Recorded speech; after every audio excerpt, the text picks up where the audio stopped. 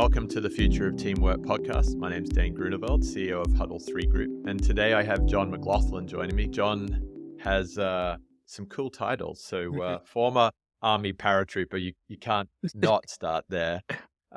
Writer, adjunct professor, author.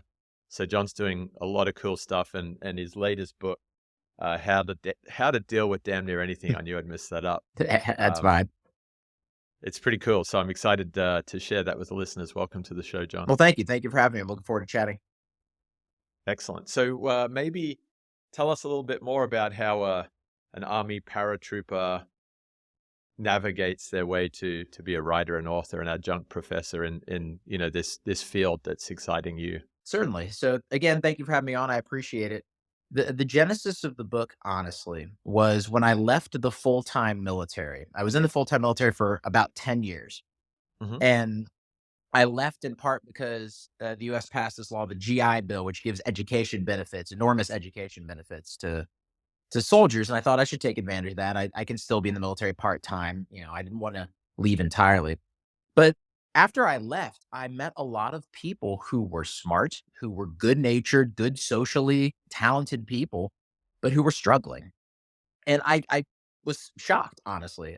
They had all the tools necessary to be successful. And in a lot of ways, they were successful, but they weren't always efficiently successful. And that may sound a little cold, but they weren't always happy. They weren't always reaching what I thought was their potential. And I thought, why? Well, it didn't make sense to me at first. And it took me, honestly, a few years to figure out that a lot of the lessons I had learned in the military that I took for granted because everyone around me was learning them, or at least had the chance to learn them, weren't available elsewhere. And I'd never planned to write a book. It's kind of a joke, especially among certain parts of the military, that writing a book is it's a cliche. But a lot of those books, and I did. I was in Iraq, I was in Afghanistan. Those are experiences I'll carry with me forever. But they're not the ones I use every day now. And most of the stories about the military, understandably, are about combat.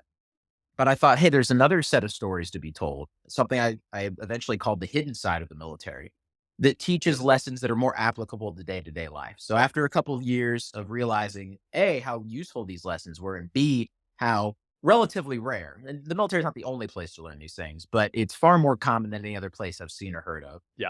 Realizing how rare these lessons were, I thought, okay, there's reason to write these things down and to get them out there because they might be useful to other folks. Yeah, that's really cool. And I've always been fascinated by people that have military backgrounds, and not because of the combat stories. I'm always fascinated by the fact that the military organizations have all of this knowledge, this process, and more importantly, they've got this time to practice. It's not all live fire, right? And most teams in businesses don't get time to practice. So I'm really intrigued to hear a little bit more about this hidden side of the military. Like, where does that get started? Is that, boot camp, or is that just in sort of day-to-day progression through your career? How does it get going?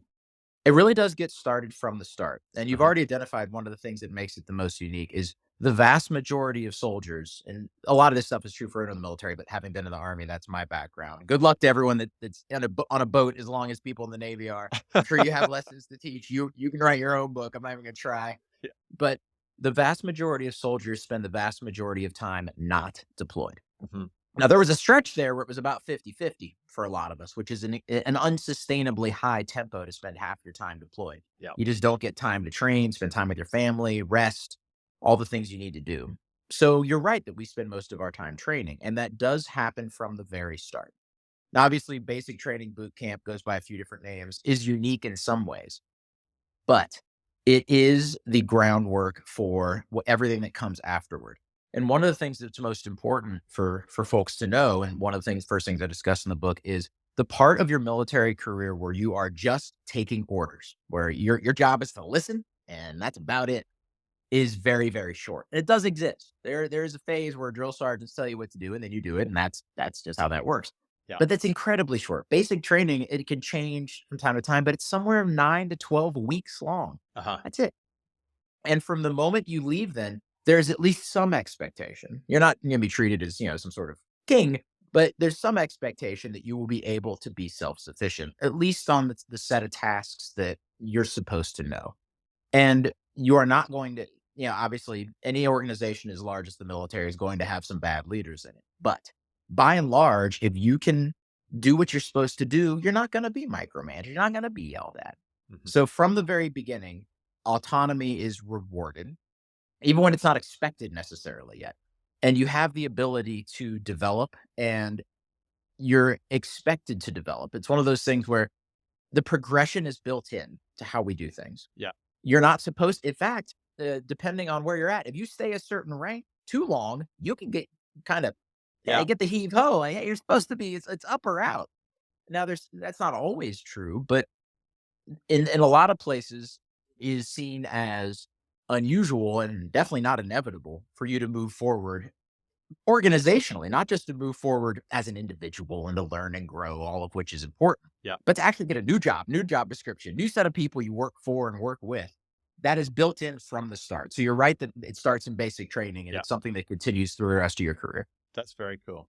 This and I'm not going to go too deep because I really want to come back into some of the core tenets of the book, but this concept of, you know, autonomous autonomy is rewarded. You know, you're not being micromanaged, even from a fairly early stage in a career in a big organization dealing with some dangerous, sharp and pointy, fast moving things, you know, whatever Very else, true. jumping out of Yeah. planes, all of that good stuff. Autonomy is something that we've seen in teams in the corporate world as uh, sometimes frowned upon. I mean, people are very task driven in a lot of teams and businesses. It's follow the book, get it done, report back when it's done. And then when you see these teams that are in these like high velocity, high churn type roles, it's you can almost start to see some group correction of the autonomous, innovative Yeah. thinker.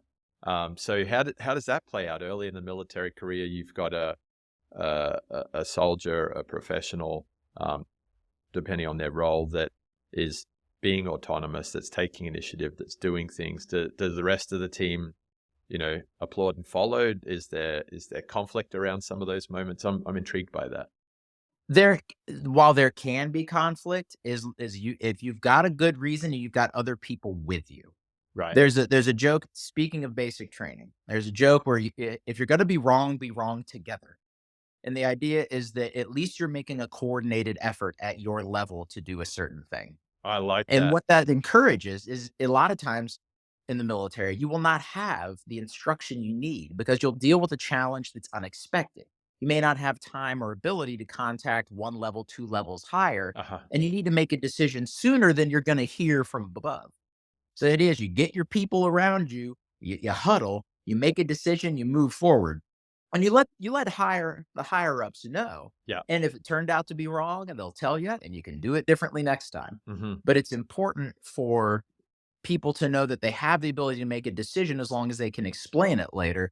And if it was the wrong decision, then you can make a different decision next time.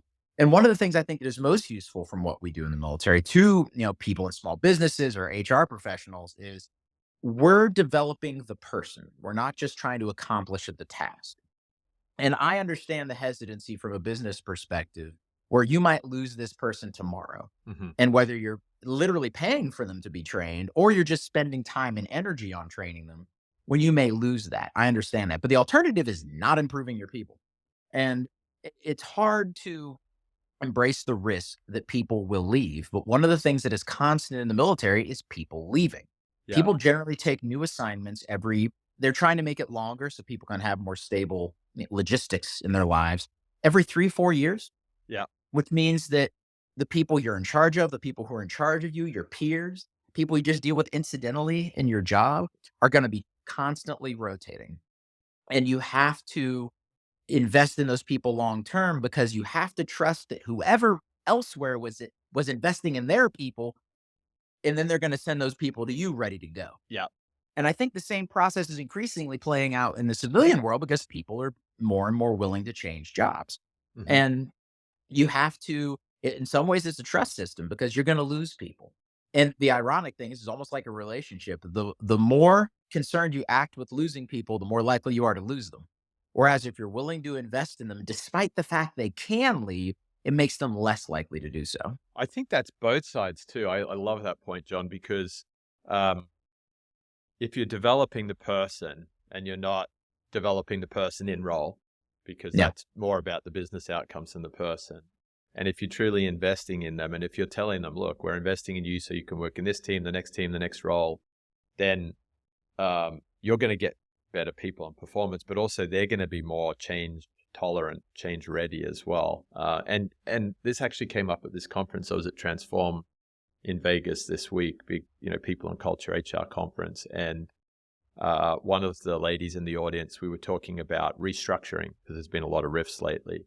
And we were Mhm. saying, hey, if you tell your people that these jobs are not permanent, it's a full-time role, but it's not a permanent job, then maybe they're also signing up with the organization to train and improve themselves and be ready to look for opportunities within the organization as well as without. So you're actually energizing the team around what the very first thing you said, which is developing the person first. Exactly. It's funny you mentioned that. One of the experiences that led to the book was a conference. I went to South by Southwest Uh-huh. because the Love it. living in being in the military, I had a wonderful experience, but you're often living in the middle of nowhere.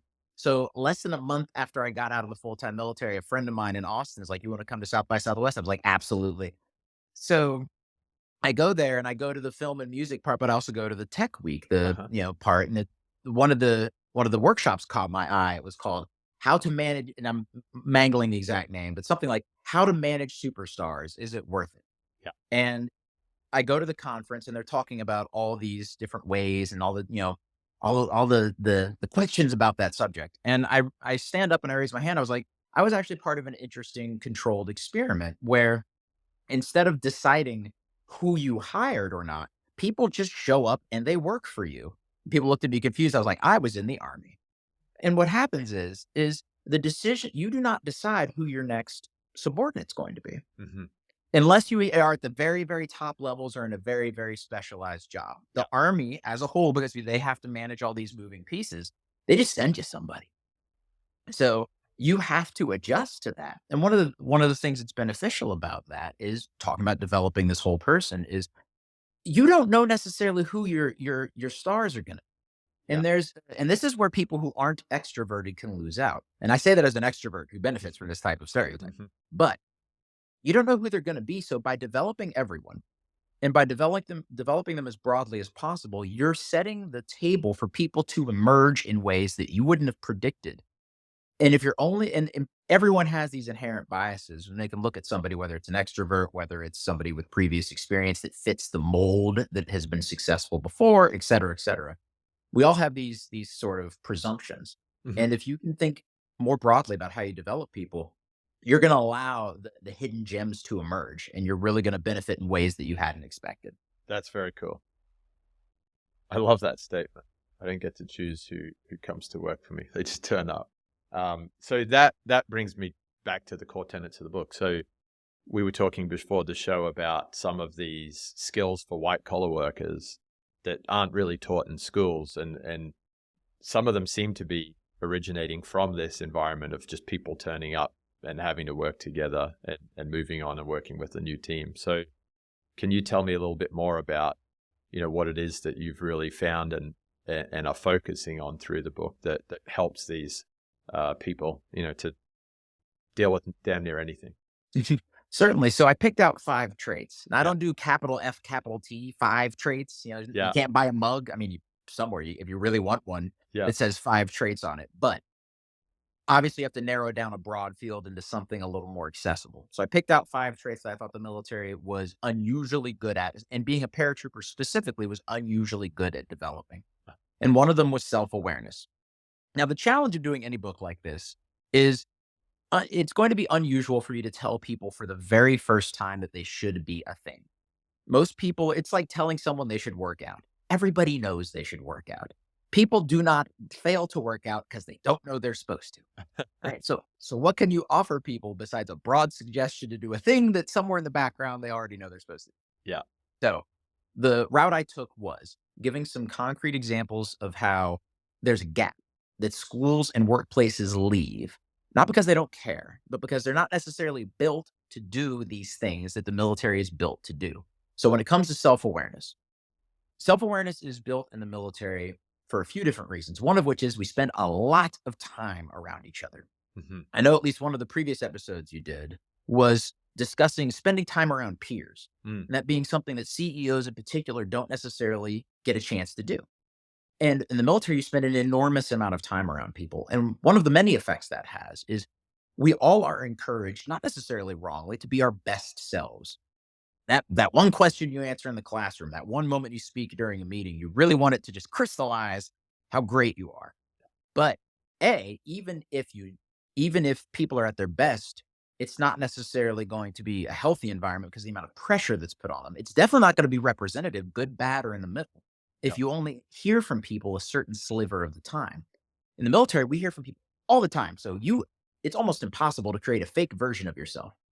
Now people still do it, right? We still see guys with bumper stickers on their cars for like marathons they didn't run. It's like we all know you got injured and didn't run in that marathon, and you bought the bumper sticker anyway. And you think we didn't notice?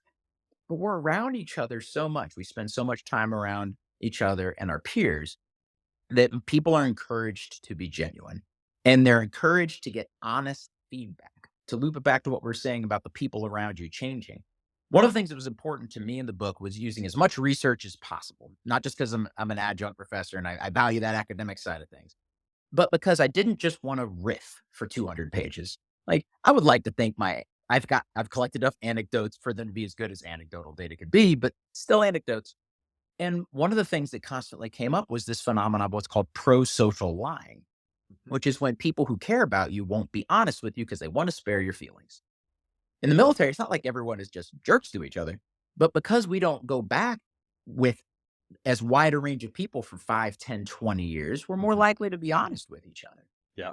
And that is such an important thing for self awareness and such an important thing for development that can be hard to find otherwise, which is one of the reasons why I put self awareness as the first trait, because it's hard to develop if you don't know what you're actually supposed to be developing. Yeah. And the military does a great job of putting you around people who are more likely to be honest with you and putting you around your peers for a greater percentage of time.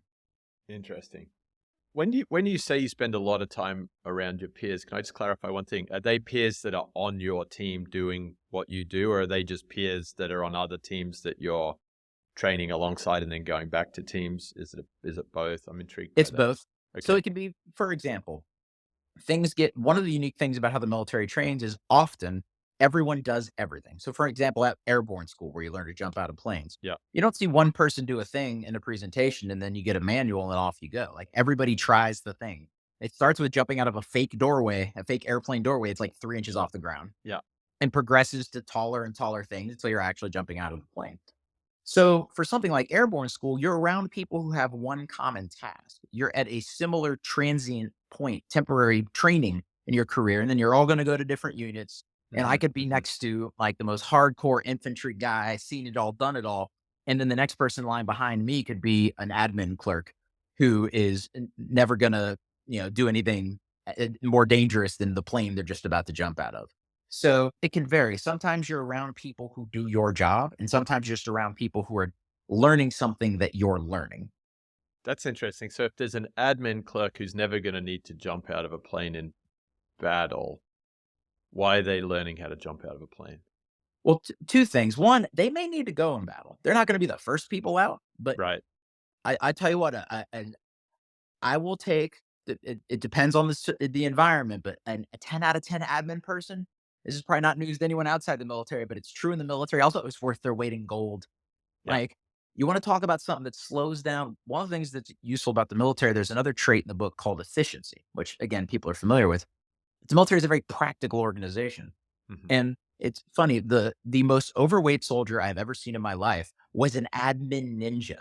And somehow the paperwork to get rid of them just kept getting lost. Funny how that works, right? And they're way beyond the maximum. I mean, their uniform, the buttons were threatening to kill somebody every time that uniform got put on. But you know what? Everybody managed to look the other way somehow. We Funny how that need we works. need the admin ninja on the team.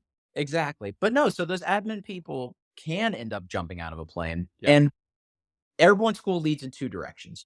One, you become a paratrooper and do it regularly, or at least as part of your job description. You're Mhm. around other paratroopers in an airborne unit. But then for certain people in certain jobs, it's a developmental thing. Yeah. Young officers being the biggest category for that, where they go and it's something you have to prove you're able and willing to do, and then you may or may not end up doing it later. So it serves dual purposes. Very cool. All right. Thank you for that.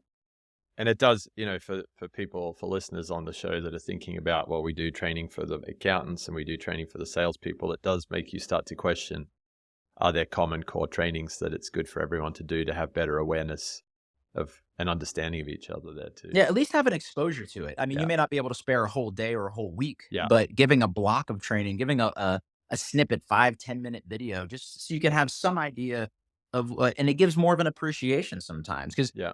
one of the things I joked about with law students, because I went to law school after being a full time soldier, law students thought they were the only people on campus working hard.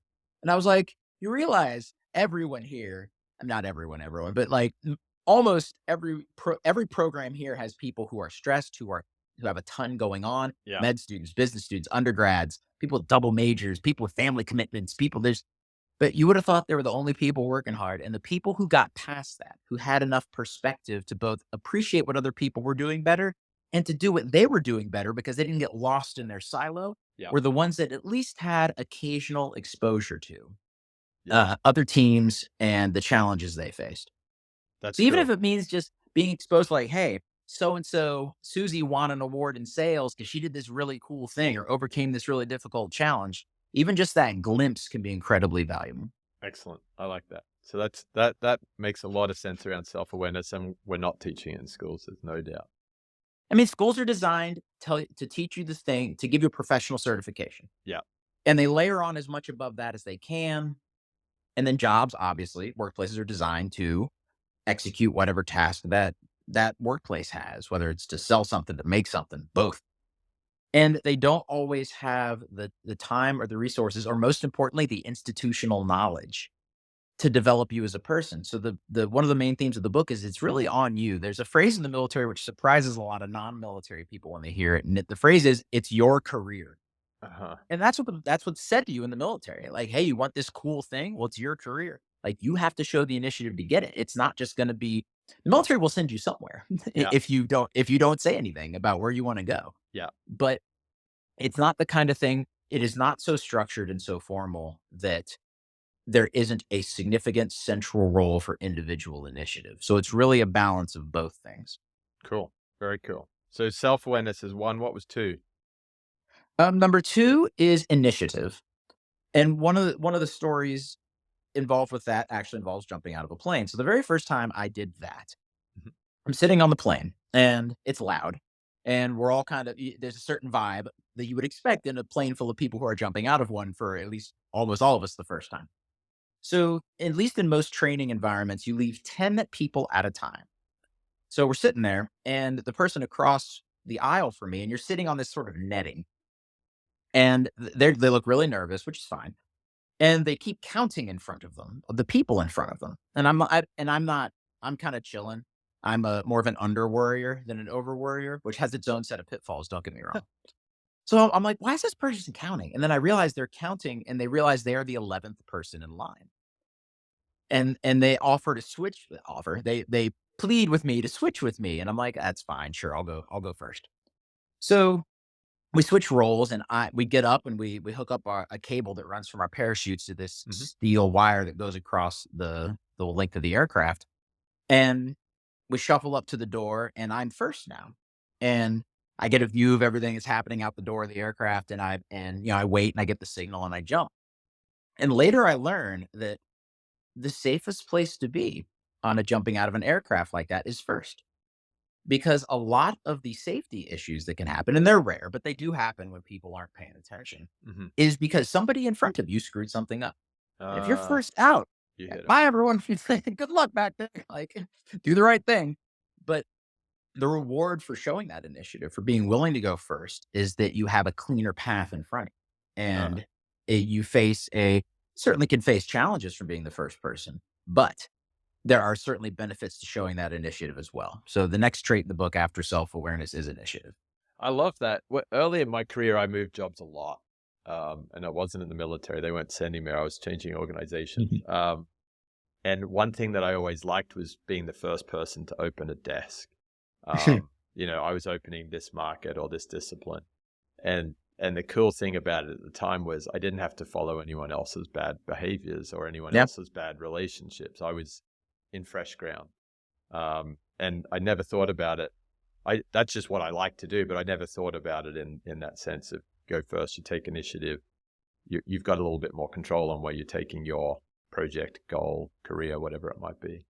You really do, and circumstances may not always allow that, but when they do, it is worth showing initiative on whatever level you can show it. Yeah. Yeah, that's important too. Very cool. And then what follows initiative? Efficiency. Uh-huh. So, one of the things that the military values is not doing things just to do them. We are not immune to that. Don't get me wrong. Anyone who's been to a senior officer's promotion ceremony has seen a dog and pony show. All right. It happens. There's a place for pomp and circumstance. But it is less often than other places I've seen. Yeah. And it's funny because people were terrified when I said I was going to join the military. So I joined right after undergrad. I did not become an officer because I wanted to learn a language. I was an Arabic linguist. It was my first job in the military. So I went to Arabic language training for a year and a half. But people were terrified, people, my friends, family, because I was known as a raging individual. Nobody had ever seen me and thought, there's someone who fits into a very formal organization. But the reason it ended up working out so well was because I was focused on getting stuff done.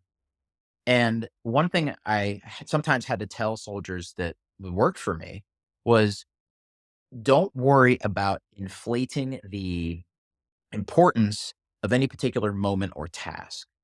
The best way to succeed efficiently is to keep making progress. And all progress is good progress. That was my mantra. It could seem like a little bit, but and it's understandable that people think this is the presentation, the report, the project, the meeting that's the big deal. But you never know who is watching. And I've seen time after time people's successes come from something they didn't realize was going to be important to someone else. Could be a report that somebody read 6 months later. Yeah. Could be a presentation where they thought it was just a bunch of mid-level people showing up, and all of a sudden somebody more important decides to show up because they happen to be in the office that day. Uh-huh. Like, and it is the best way to be efficient is to handle each task one step at a time, which can sound like generic athlete advice. Well, we're focused on the next game, but they actually are focused on the next game. And it can be hard to push aside all the temporary stresses and influences and circumstances in order to maintain that focus on the underlying task at hand. Yeah. And the military is very, very good at keeping you focused on the practical task at hand. I like that. I would imagine that also creates a lot more learning opportunity because when people go and do a complex series of tasks as a team, they don't really know what created the advantage or the disadvantage when they all sit down and debrief on it or who did the real work. But I would imagine that real focus of this is the task in front of me, let's do it well, let's learn from it, that must be a positive. It is. And one somewhat simplistic, but I think useful example, hopefully, is I did 2 deployments, one to Iraq, one to Afghanistan. After that, I broke my elbow in training and did not go on the next deployment my unit did. So I was back. You keep a skeleton crew back at the unit when everybody else is gone somewhere. Mm-hmm. And one of the things you do when you're on that skeleton crew is you have at least our unit, you had a little community party to celebrate the fact the deployment was halfway over and everybody's families would come out. And it was a way to say, hey, our loved ones that are in the military are going to be back. We've gotten it's all downhill from here, hopefully. Yeah. And so I've got a crew of soldiers that are working the event for me. And I've got one guy on the grill and he's like the grill master, right? The person who's doing that since he was tall enough to reach a grill. He spends all day sweating. It's a hot day. It's a ton of people to feed. He's just spending all day working his butt off. And I got other people doing other things. End of the day comes. It's time to clean up, time to put everything away, do all that. It's been a long day. And I got 2 guys that come over to me and they say, hey, why isn't Private Smith helping out? I look at them and I say, you don't worry about Private Smith. You need to, focus on what you're doing. Yeah. And don't get caught up in the competitive aspect and the comparative aspect of things. Stay focused on what you're doing. And they kept giving him like a evil eye a little bit. I pulled him over and I let him have it. Said said what I just said to you. He's been working. It's like 90 degrees outside. He's been Yeah. behind a grill all day. 50% more people showed up to this thing than we thought. So yeah. Like he had to make more food than anyone had planned. He ran it longer than he had to. And you know what he's doing right now? He's sitting on his he's not doing anything. And he's not gonna do anything for the rest of the day. He's gonna sit there fanning himself like some sort of, Renaissance lady. Like he's not gonna work the rest of the day. So shut the up and stop worrying about it.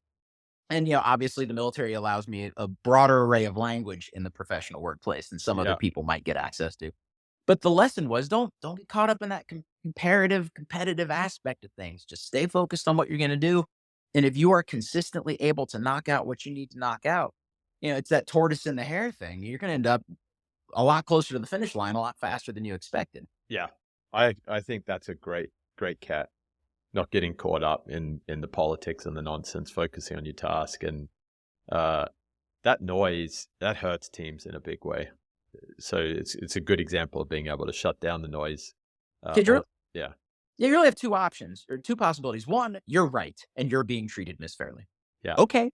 Like you address that however you can, but in that moment, there's probably not a good non-confrontational way to do so. You can tuck it in Yeah. your back pocket for later. And if it happens 3 or 4 times, you can go to somebody and say, hey, there's a consistent pattern of XYZ. Yeah.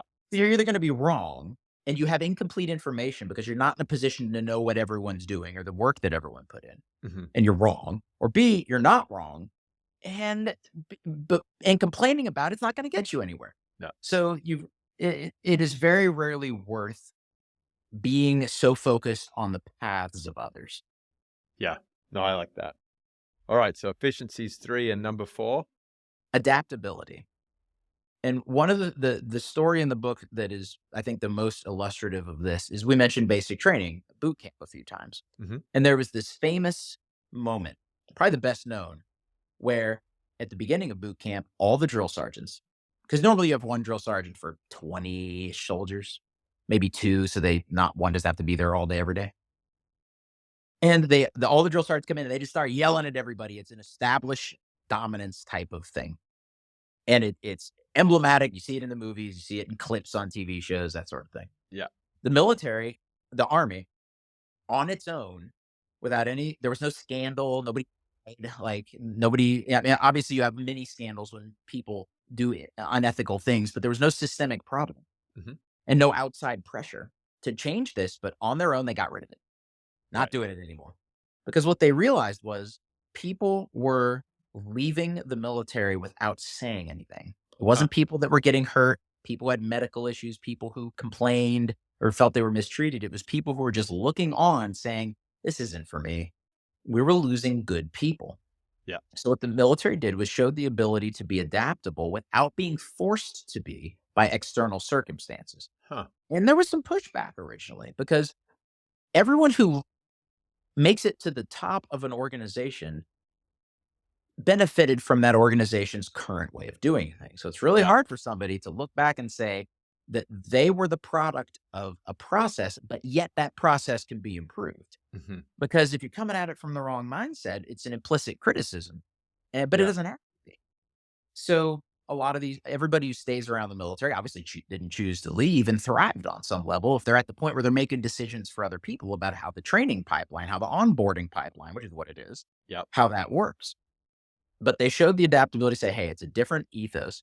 And it turns out, you know where that came from? That little drill sergeant thing came from Vietnam because people were told either they could go to jail or join the military. So you had some genuinely dangerous people joining the military. Uh-huh.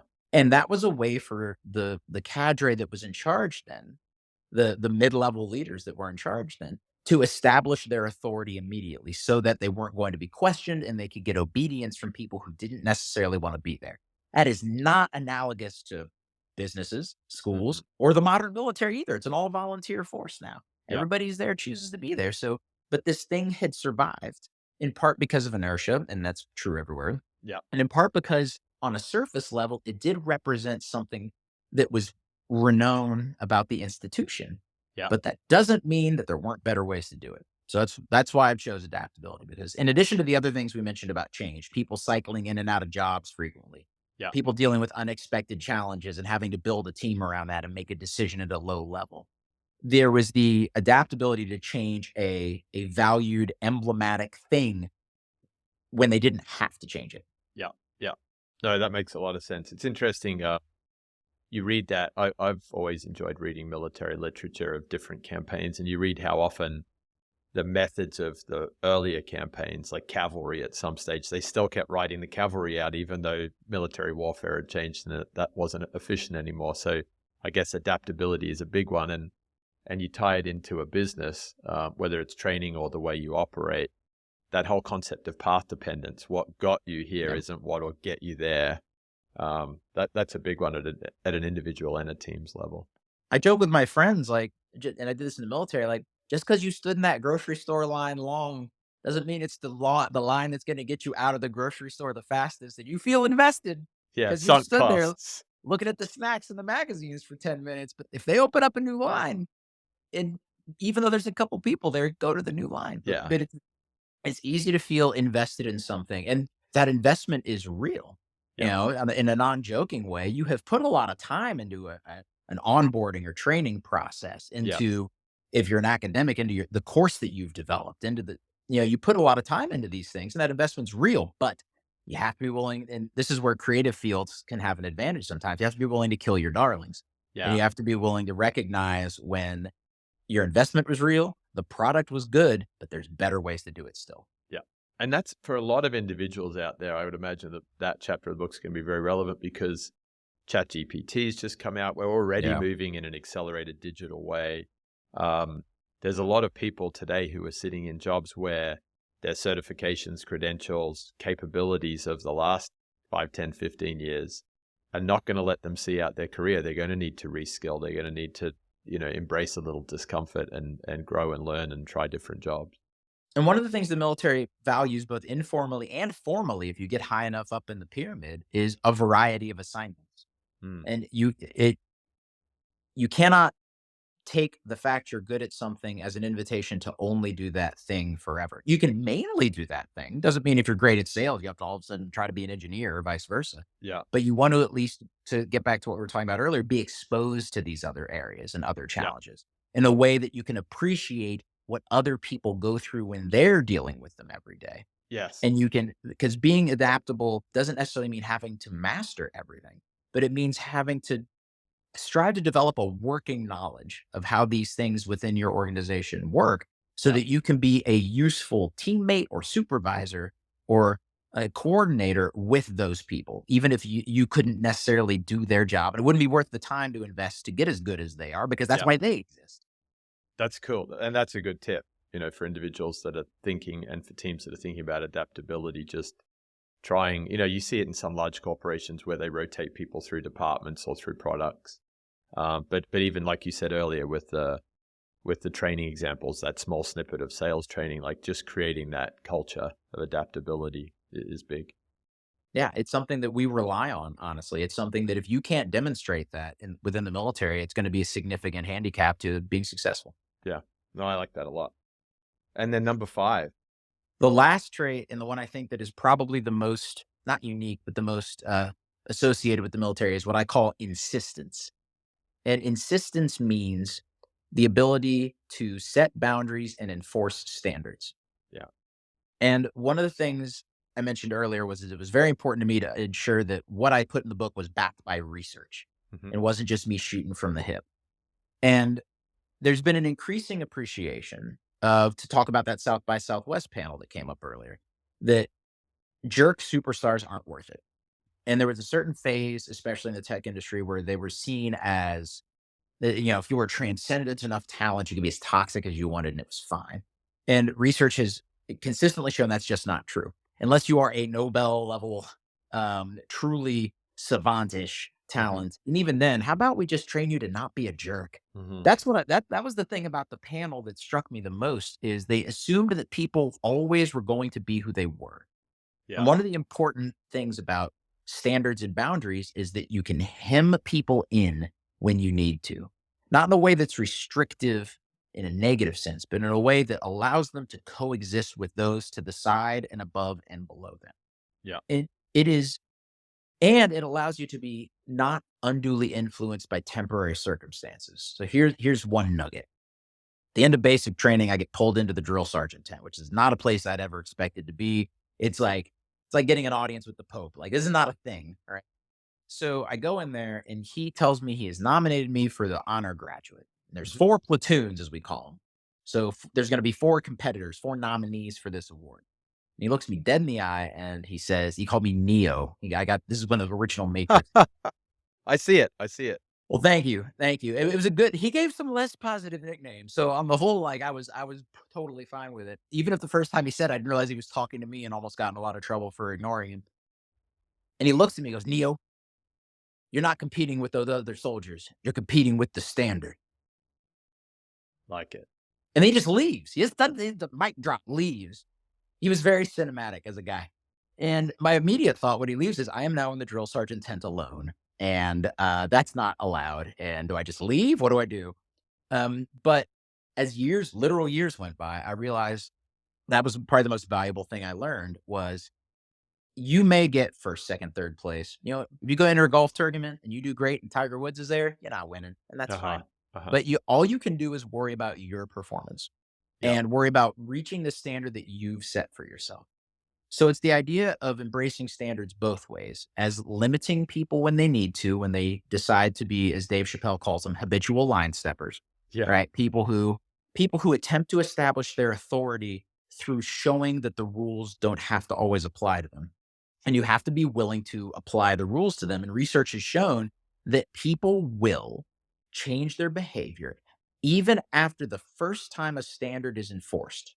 Mhm. It sends an actual effective signal to other people who are considering violating a social norm. Now, can you swing too far in that direction? Of course, you get a little too collective thinking with your behavior. And then we get to what you were saying earlier when nobody wants to take initiative. Yeah. We're not talking about showing initiative in a I have a new idea way. We're talking about talking over other people in meetings. Mhm. We're talking about being overly aggressive in a way that forces other people out of the conversation or forces other people out of participating. So the military does an excellent job. There's a standard for everything. Are those standards flexible sometimes? Yes. I mentioned earlier the soldier who was not anywhere within the weight standard, but somehow managed to never get the paperwork through for that. So it's Yeah. not that these standards aren't flexible, but you have to be willing to embrace or at least tolerate short term awkwardness of calling someone out, not necessarily in public or around other people. You have to acknowledge the necessity of short term awkwardness for medium and long term gain by enforcing a standard and not just letting behavior pass because calling someone out on it would be unpleasant for those in the moment. That's interesting. And that is a gap when you think about schools. I guess debate teams do it, but it's more of a game than real life, Yeah. rebuttal, isn't it? So where does that it just doesn't happen, does it, for young people It's coming and it's a through? balance. At one point, one of my soldiers was pulled for what we call a detail, a temporary duty to help out. Somebody say, we need 5 people to clean up something or organize something, whatever, Yeah. like the thing I mentioned with the park. And one of my soldiers gets pulled for it. So she's off. Hey, I'll be gone this afternoon doing this thing. All right, got it.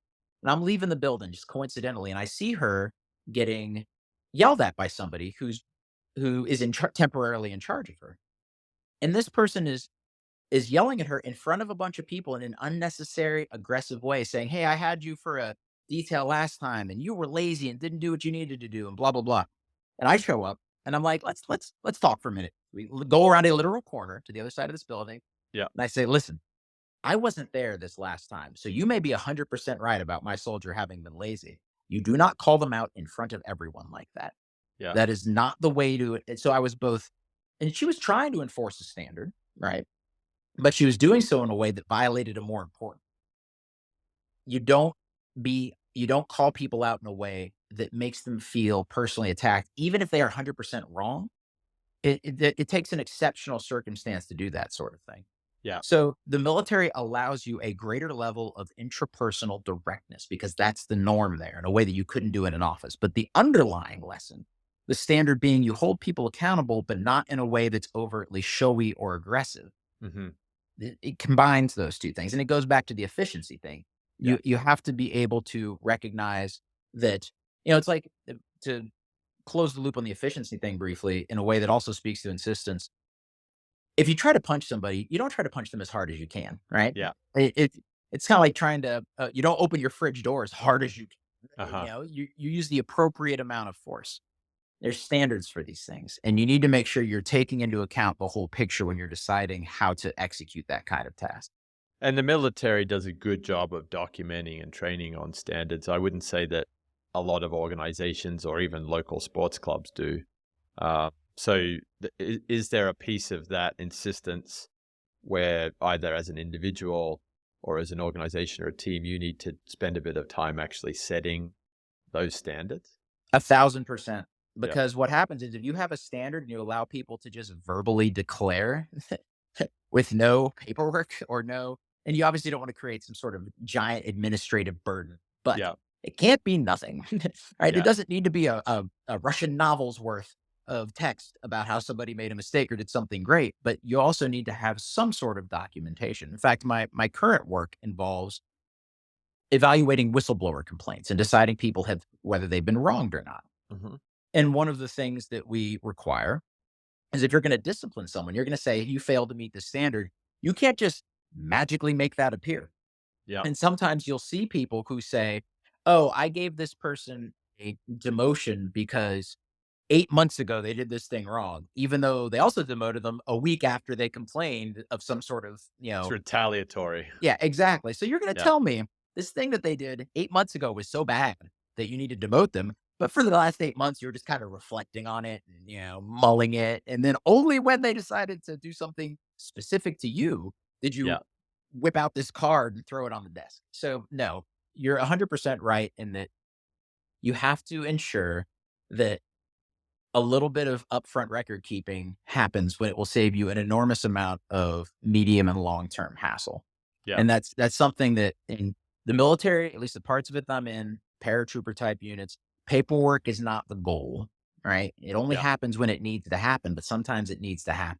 yeah, And that's something that I've tried to instill, whether I've talked to, HR and small business folks, people who are either everybody's pressed for time, right? If you're in a giant organization, it's because it's a giant one and you got so many people to deal with. If it's a small one, it's because you don't have a lot of help, right? There's always a yeah, reason why you're pressed.